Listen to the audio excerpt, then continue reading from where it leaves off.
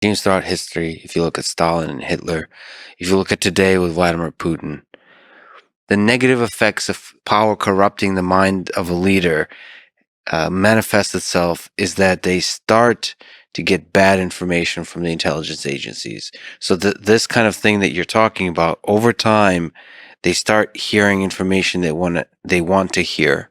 The agency starts producing only the kind of information they want to hear, and the leader's worldview starts becoming distorted to where the propaganda they generate is also the thing that the intelligence agencies provide to them. And so they start believing their own propaganda, and they start getting a distorted view of the world. Sorry for the sort of walking through in a weird way, but I guess I want to ask, do you think, let's look at Vladimir Putin specifically, do you think he's getting accurate information about the world? Do you think he knows the truth of the world, whether that's the war in Ukraine, whether that's the behavior of the other nations in NATO, the United States in general? What do you think? It's rare that I'll talk about just thinking. I prefer to share my assessment, why I assess things a certain way, rather than just what's my random opinion. In my assessment, Vladimir Putin is winning. Russia is winning. They're winning in Ukraine, but they're also winning the battle of influence against the West. They're winning in the face of economic sanctions. They're winning. Empirically, when you look at the math, they're winning. So when you ask me whether or not Putin is getting good information from his intelligence services, when I look at my overall assessment of multiple data points, he must be getting good information. Do I know how or why? I do not. I don't know how or why it works there. I don't know how such deep cronyism, such deep corruption can possibly yield true, real results. And yet somehow there are real results happening. So it's either excessive waste and an accidental win, or there really is a system and a process there that's functioning. So this winning idea is very interesting. In what way, short-term and long-term, is Russia winning? Some people say there was a miscalculation of the way the invasion happened. There was an assumption that you would be able to successfully take Kyiv. You'd be able to successfully capture the east, the south, and the north of Ukraine. And with what now appears to be significantly insufficient troops spread way too thin across way too large of a front. So that seems to be like an intelligence failure. And that doesn't seem to be like winning. In another way, it doesn't seem like winning if we put aside the human cost of war. It doesn't seem like winning because the hearts and minds of the West were completely on the side of Ukraine. This particular leader in Volodymyr Zelensky captured the attention of the world and the hearts and minds of Europe, the West, and many other nations throughout the world, both financially, in terms of military equipment, and in terms of sort of social and cultural and emotional support for the independence fight of this nation. That seems to be like a miscalculation. So against that pushback, why do you think there's still kernels of winning in this on the Russian side? What you're laying out isn't incorrect. And the miscalculations are not unexpected. Anybody who's been to a military college, including the Army War College in Pennsylvania, where so many of our military leaders are brought up, when you look at the conflict in Ukraine, it fits the exact mold of what an effective, long-term military conflict, protracted military conflict, would and should look like for military dominance. Now, did Zelensky and did the Ukrainians shock the world? Absolutely. But in that, they also shocked American intelligence, which, like you said, miscalculated. The whole world miscalculated how the Ukrainians would respond. Putin did not move in there accidentally. He had an assessment. He had high likelihood of a certain outcome, and that outcome did not happen. Why did he have that calculation? Because in 2014, it worked. He took Crimea in 14 days. He basically created an infiltration campaign that turned key leaders over in the first few days of the conflict. So essentially, there was no conflict. It worked in 2008 when he took Georgia. Nobody talks about that.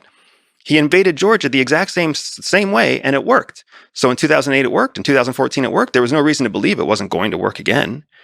So he just carried out the same campaign.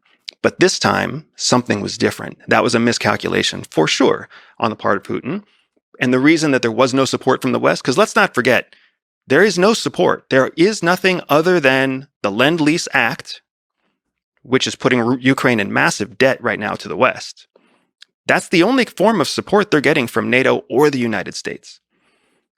So if somebody believed Ukraine would win, if somebody believed Ukraine had a chance, they would have gotten more material support than just debt. And we can jump into that anytime you want to. But the whole world miscalculated. Everybody thought Russia was going to win in 14 days. I said that they would win in 14 days because that was the predominant calculation. Once the first invasion didn't work, then the military does what professional militaries do, man. They reevaluate, they reorganize leaders, and then they take a new approach. You saw 3 approaches. The first 2 did not work.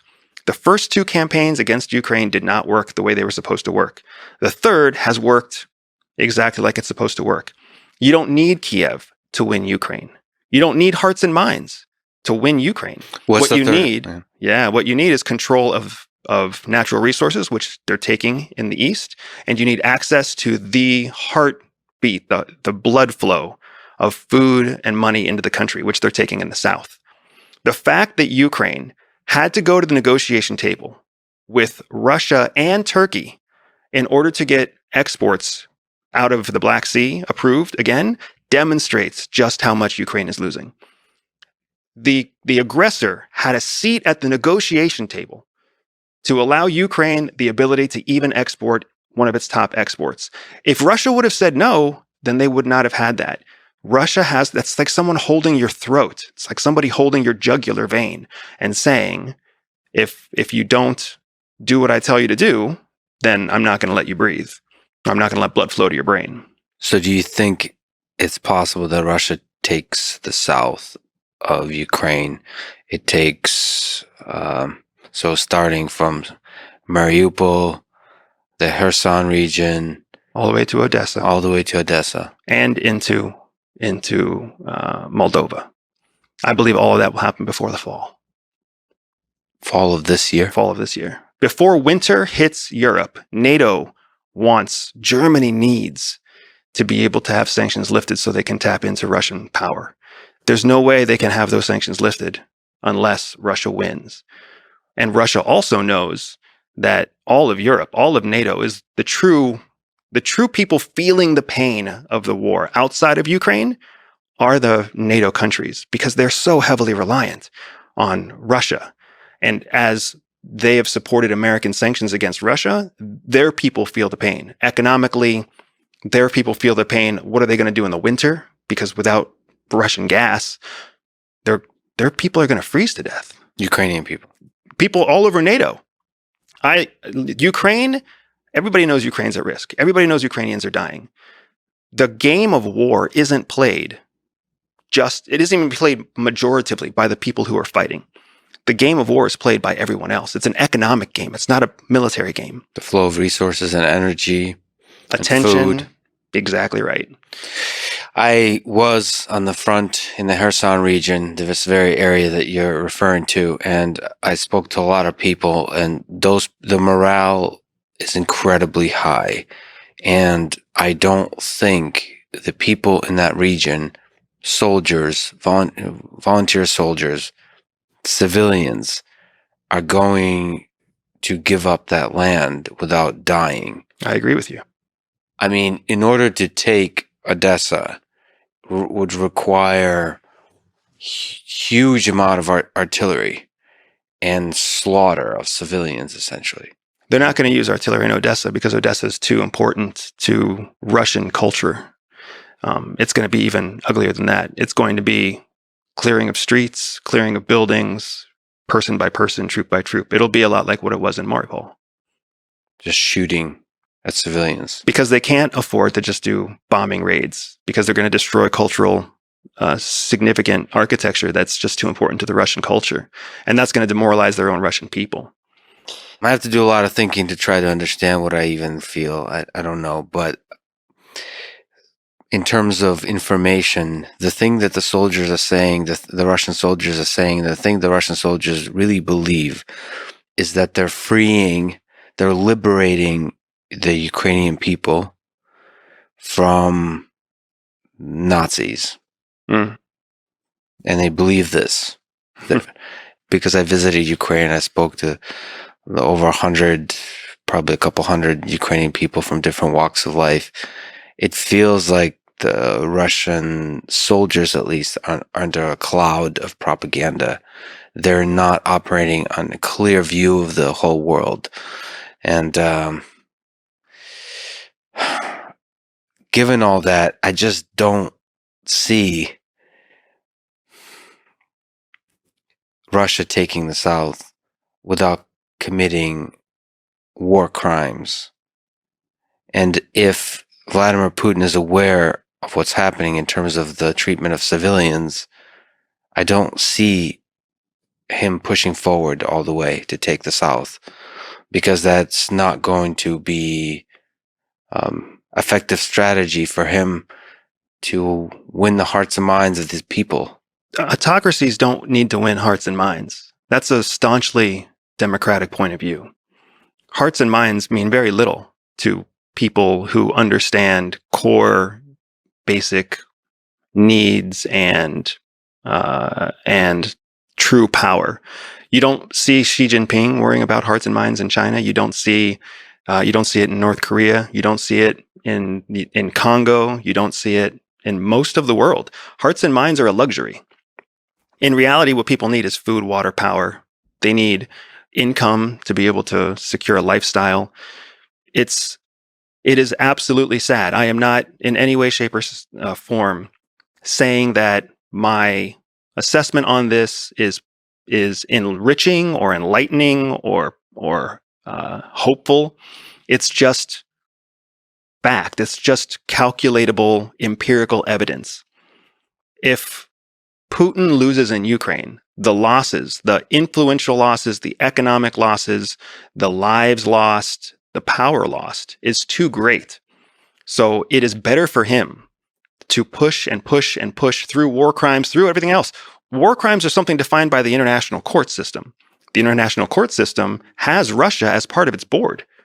And the international court system is largely powerless outside when it comes to enforcing its own outcomes. So the real risk gain scenario here for Russia is significantly in favor of gain over risk.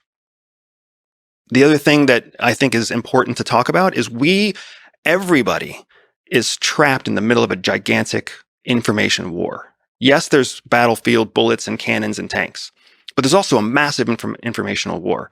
The same narrative that you see these ground troops in Ukraine, these Russian ground troops in Ukraine, believing they're clearing the land of Nazis, that information is being fed to them from their own home country. I don't know why people seem to think that the information that they're reading in English is any more or less true. Every piece of news coming out of the West, every piece of information coming out in the English language is also a giant narrative being shared intentionally to try to undermine the morale and the faithfulness of English-speaking Russians, which somebody somewhere knows exactly how many of those there are. So we have to recognize that we're not getting true information from other side, because there is a strategic value in making sure that there is just the right amount of mis or disinformation out there. Not because someone's trying to lie to Americans, but because someone is trying to influence the way English-speaking Russians think. And in that world, that's exactly why you see so many news articles cited to anonymous sources, government officials who do not want to be named. There's nothing that links back responsibility there, right? There's nothing that can go to court there. But the information still gets released, and that's enough to make Ukrainians believe that the United States is going to help them, or that the West is going to help them. It's enough to make Russians think that they're going to lose, and maybe they should just give up now and leave from the battlefield now. We have to understand we are in the middle of a giant information war. Maybe you can correct me, but it feels like in the English-speaking world, it's harder to control. It's harder to fight the information war because of, Some people say there's not really a freedom of speech in this country, but I think if you compare, there's a lot more freedom of speech, and it's just harder to control narratives when there's a bunch of um, guerrilla journalists that are able to just publish anything they want on Twitter or anything. It's just harder to control narratives. So people don't understand what freedom of speech is. That's the first major problem. And it's shameful how many people in the United States do not understand what freedom of speech actually protects. So that aside, you're absolutely right. Fighting the information war in the West is extremely difficult because anyone with a blog, anyone with a Twitter account, anyone can call themselves a journalist, essentially. We live in a country where people read the headline and they completely bypass the author line and they go straight into the content. And then they decide whether the content's real or not based on how they feel instead of based on empirical, measurable evidence. So you mentioned the Lease Act and the support of the United States, support of Ukraine by the United States. Are you skeptical to the level of support that the United States is providing and is going to provide over time? The strategy that the United States has taken to support Ukraine is similar to the strategy we took to support Great Britain during World War II. The enactment of the Lend-Lease Act is a perfect example of that. The Lend-Lease Act means that we are lending or leasing equipment to the Ukrainian government in exchange for future payment.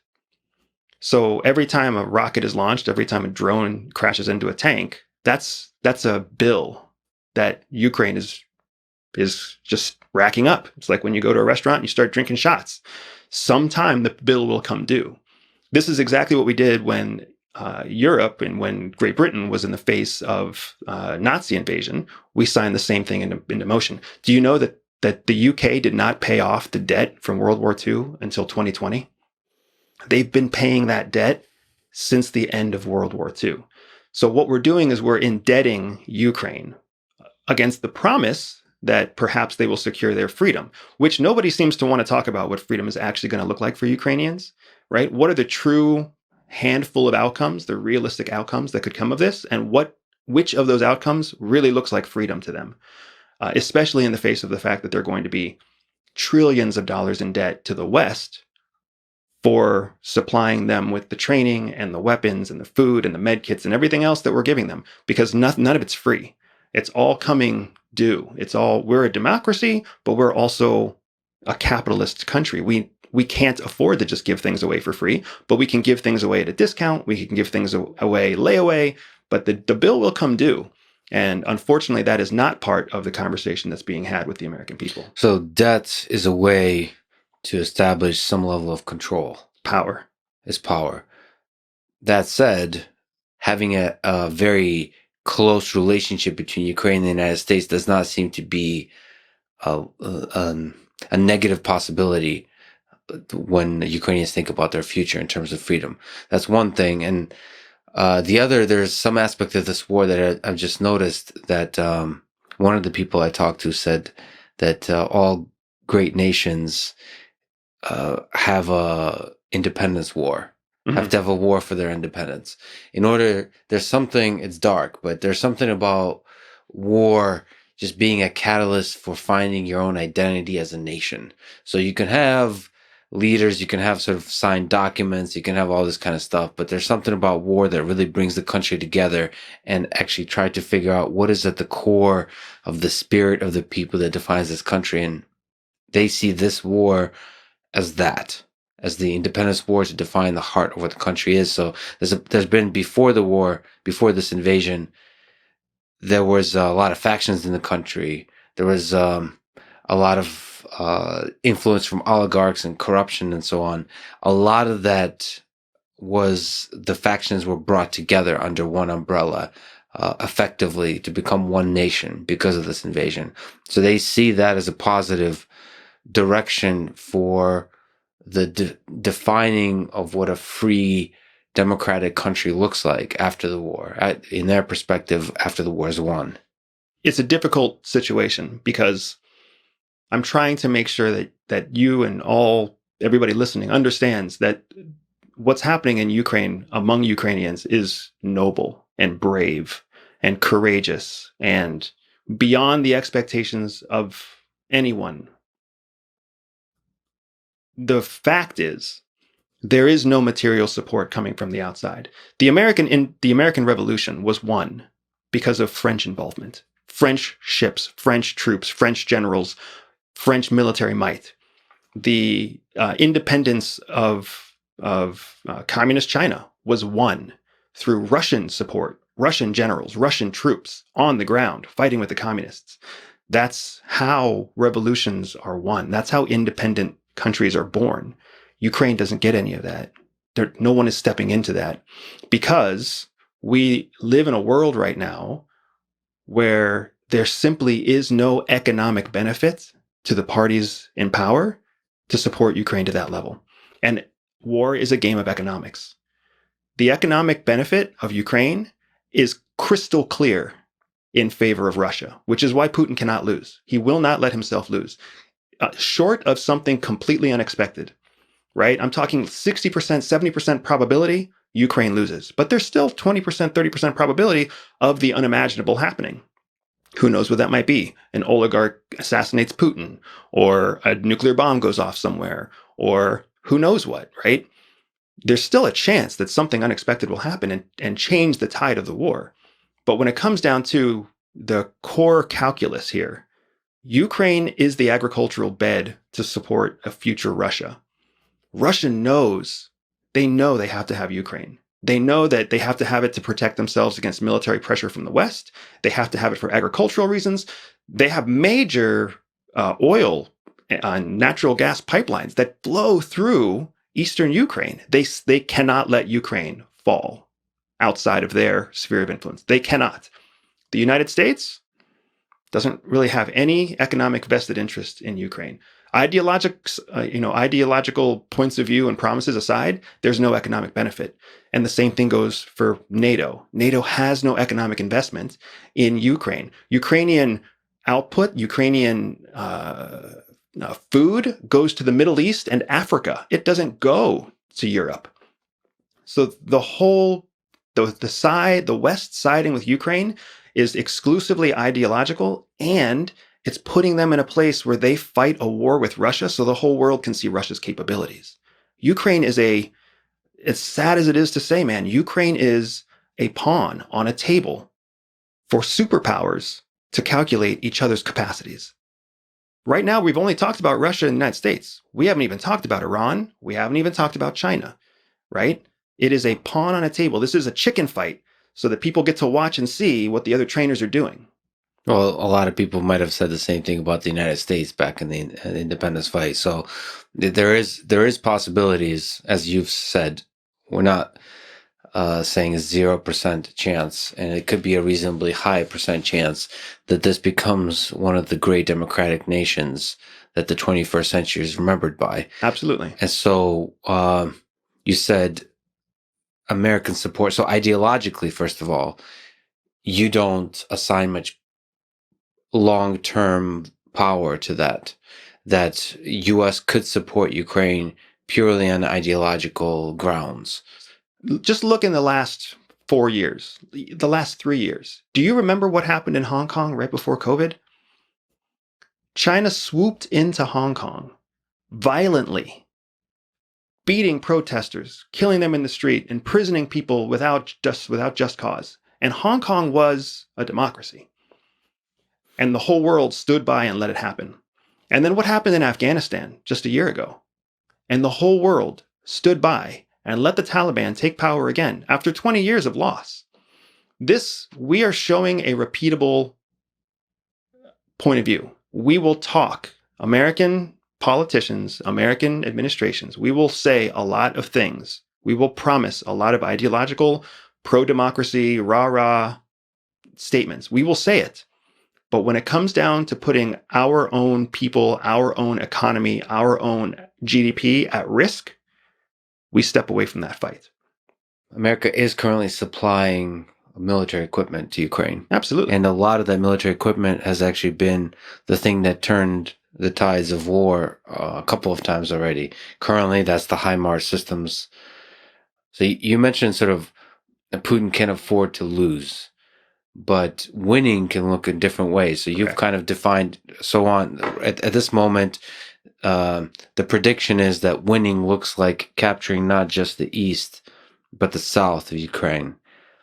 But you can have narratives of winning that return back to the what was at the beginning of this year before the invasion. Correct. That Crimea is still with Russia. There's some kind of negotiated thing about Donbass where it still stays with Ukraine, but there's some puppet government, or yeah, just like that's what they have in Georgia right now. And that could still be defined through mechanisms as Russia winning, for Russia, and then for Ukraine as Ukraine winning, and for the West as democracy winning, and you kind of negotiate. I mean, that seems to be how geopolitics works. Is Correct. Everybody can walk away with a win-win story, and then the world progresses with lessons learned. That's the most probable outcome.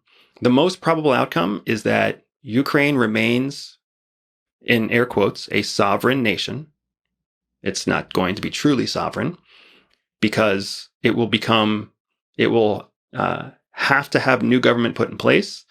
It's extremely unlikely he will be president because he has gone too far to demonstrate his power over the people and his ability to separate the Ukrainian people from the autocratic power of Russia. So he would have to be unseated. Whether he goes into exile or whether he is peacefully left alone is all going to be part of the negotiations. But the thing to keep in mind also is that a negotiated peace really just means a negotiated ceasefire. We've seen this happen all over the world. North Korea and South Korea are technically still just in negotiated ceasefire. What you end up having is Russia will allow Ukraine to call itself Ukraine, to operate independently, to have their own debt to the United States. Russia doesn't want to take on that debt. And then in exchange for that, they will have firmer guidelines as to how NATO can engage with Ukraine. And then that becomes an example for all the other former Soviet satellite states, which are all required economically by Russia, not required economically by the West. And then you end up seeing how you can see how the whole thing plays out once you realize that the keystone is Ukraine. There's something about Ukraine, the deep support by the Ukrainian people of America, that is in contrast with, for example, Afghanistan. That it seems like ideologically, Ukraine could be a beacon of freedom used in narratives by the United States to fight geopolitical wars in that part of the world, that they would be a good partner for this idea of democracy, of freedom, of all the values that America stands for. They're a good partner. And so it's valuable if you sort of have a cynical, pragmatic view, sort of like Henry Kissinger type of view. It's valuable to have them as a partner, so valuable that it makes sense to support them in achieving a negotiated ceasefire that's on the side of Ukraine. But because of this particular leader, this particular culture, this particular dynamics of how the war unrolled, and things like Twitter and the way digital communication currently works, it just seems like this is a powerful symbol of freedom that's useful for the United States, if we're sort of to take the pragmatic view. Don't you think it's possible that United States supports Ukraine financially and militarily enough for it to get an advantage in this war? I think they've already got an advantage in the war. The fact that the war is still going on demonstrates the asymmetrical advantage. The fact that Russia has stepped up to the negotiating table with them several times without just turning to you remember what happened in Chechnya? Without turning to Chechnya level, just mass, blind destruction, which was another Putin war. To see that those things have happened demonstrates the asymmetric advantage that the West is given. I think the true way to look at the benefit of Ukraine as a shining example of freedom in Europe for the West isn't to understand whether or not they could. They absolutely could. It's the question of how valuable is that in Europe? How valuable is Ukraine? Which before February, nobody even thought about Ukraine, and the people who did know about Ukraine knew that it was an extremely corrupt former Soviet state, with 20% of its national population self-identifying as Russian. Like There's a reason Putin went into Ukraine. There's a reason he's been promising he would go into Ukraine for the better part of a decade, because the circumstances were aligned. It was a corrupt country that self-identified as Russian in many ways. It was supposed to be an easier of multiple marks in terms of the former Soviet satellite states to go after. That's all part of the miscalculation that the rest of the world saw too, when we thought it would fall quickly. So to think that it could be a shining example of freedom is accurate, but is it as shining a star as Germany? Is it as shining a star as the UK? Is it as shining a star as Romania? Is it as shining a star as France? Like, it's got a lot of democratic, freedom-based countries in Europe to compete against to be the shining stellar example. And in exchange, on counterpoint to that, it has an extreme amount of strategic value to Russia, which has no interest in making it a shining star of the example of democracy and freedom. Outside of resource, in terms of the shininess of the star, I would argue yes. If you look at how much it captivated the attention of the world. The attention of the world has made no material difference, man. That's what I'm saying. That's your estimation, but are you sure we can't, if you can convert that into political influence, into money, don't you think attention is money? Attention is money in democracies and capitalist countries. Yes. Which serves as a counterweight to sort of authoritarian regimes. So for Putin, resources matter. For the United States, also resources matter, but the attention and the belief of the people also matter, because that's how you attain and maintain political power. So going to that exact example, then I would highlight that our current administration has the lowest approval ratings of any president in history.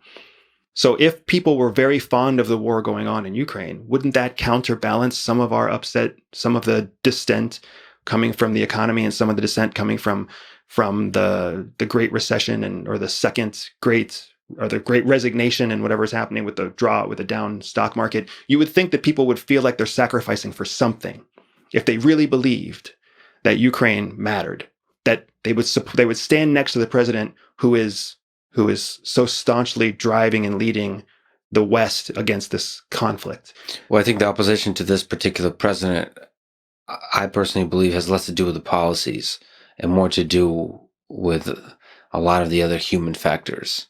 But again, empirically, I look at things through a very empirical lens, a very cold, fact-based lens. And there are multiple data points that suggest that the American people ideologically sympathize with Ukraine, but they really just want their gas prices to go down. They really just want to be able to pay less money at the grocery store for their food. And they most definitely don't want their sons and daughters to die in exchange for Ukrainian freedom. It does hurt me to see the politicization of this war as well. I think that's maybe has to do with the kind of calculation you're referring to, but it seems like it doesn't. It seems like there's a cynical, whatever takes attention of the media for the moment, the red team chooses one side and the blue team chooses another.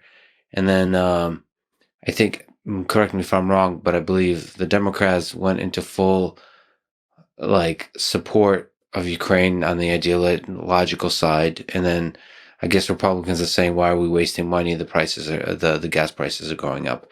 That's a very crude kind of analysis, but they basically picked whatever argument on whatever side.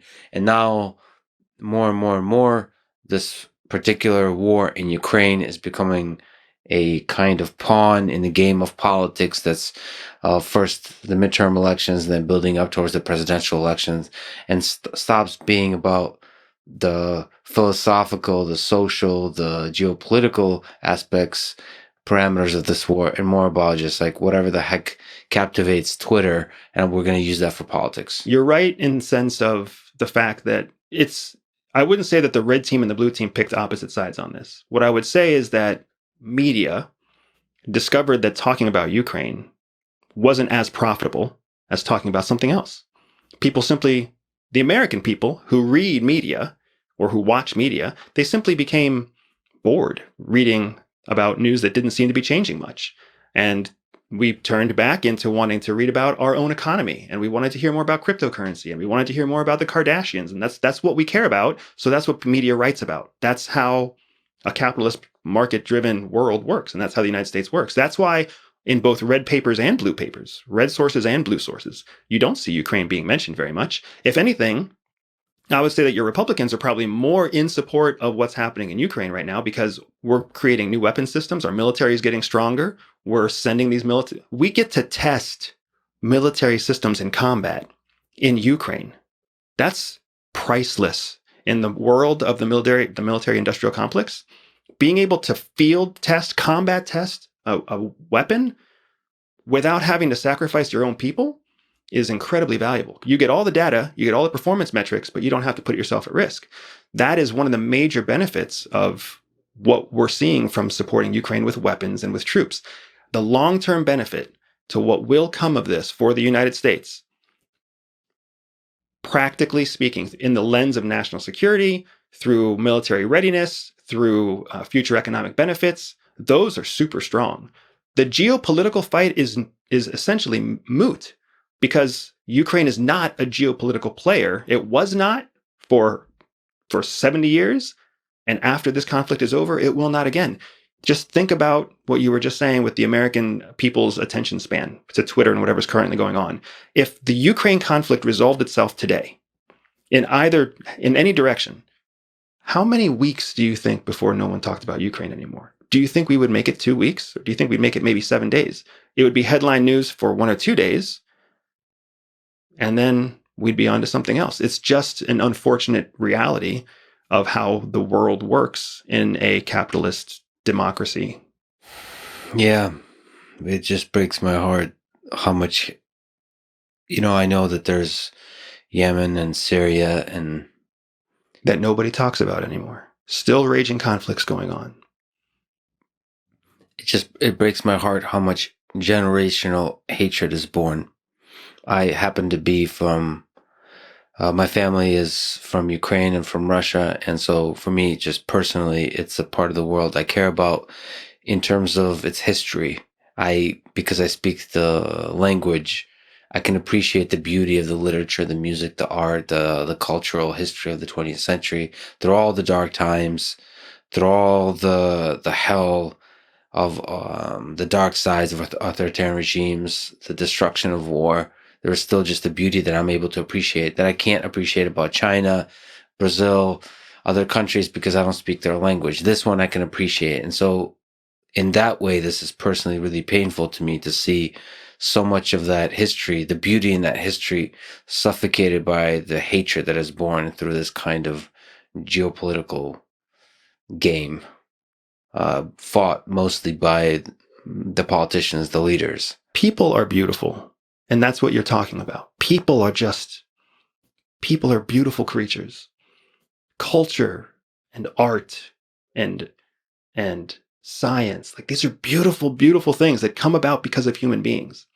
And the thing that gives me hope is that no matter what conflict the world has seen, and we've seen some devastating, horrible crimes against humanity already. We saw nuclear bombs go off in Japan. We saw genocide happen in Rwanda. We've seen horrible things happen. But people persevere. Language, culture, arts, science, they all persevere. They all shine through. Some of the most, people don't even realize how gorgeous the architecture and the culture is inside Iran. People have no idea. Chinese people in the rural parts of China are some of the kindest, most amazing people you'll ever meet. And Korean art and Korean dance, Korean drumming. I know nobody has ever even heard of Korean drumming. Korean drumming is this magical, beautiful thing. And the North, in North Korea, does it better than anybody in the world. Taekwondo in North Korea is just exceptional to watch. North Korea? In North Korea. Nobody knows these things. How do you know about Taekwondo in North Korea? I have questions. That's fascinating. That's like people don't think about that, but the culture, the beauty of the people still flourishes even in the toughest of places. Absolutely. And we always will. We always will, because that is what people do. And that is just the truth of it. And it breaks my heart to see travesties that people commit against people But whether you're looking at a micro level, like what happens with shootings here in the United States, or whether you look at a macro level, like geopolitical power exchanges and intra and interstate conflicts, like what you see in Syria and what you see in Ukraine, those are disgusting, terrible things. War is a terrible thing. That is a famous quote. But people will persevere. People will come through. I hope so. I hope so. And I hope we don't do something that I'll probably also ask you about later on, is things that destroy the possibility of perseverance, which is things like nuclear war, things that can do such tremendous damage that we will never recover. But yeah, I amidst your pragmatic pessimism, I think both you and I have a kind of maybe small flame of optimism in there about the perseverance of the human species in general.